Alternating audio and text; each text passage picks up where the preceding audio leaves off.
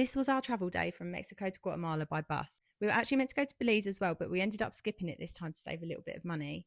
We were up at 5 a.m. to eat, finish packing, and mentally prepare for the 13-hour journey. We got picked up in Bacalar, so we walked from our hostel to the pickup point for our 6:30 a.m. bus. From there, we were driven to Chetumal, where we had to fill in some forms ready to cross the border into Belize. Then we switched on to another bus and headed to the border. We had to pay an exit fee leaving Mexico, which I've seen a lot of people say is a bit of a scam, allegedly, but they wouldn't stamp our passports without it, so we didn't really have a choice.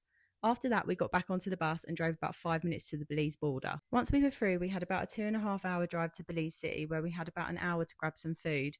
It was actually quite funny going from speaking Spanish in Mexico to suddenly speaking English again in Belize. We found a spot by the water with some vegan options and we just chilled there until it was time to go again. Then it was back onto another bus for another 2.5-hour drive to the Guatemala border.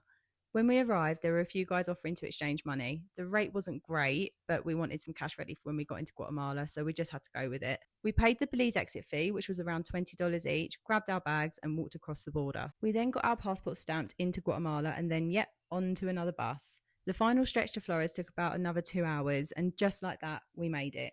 All in all, it was a long day, but honestly, it wasn't as bad as we expected.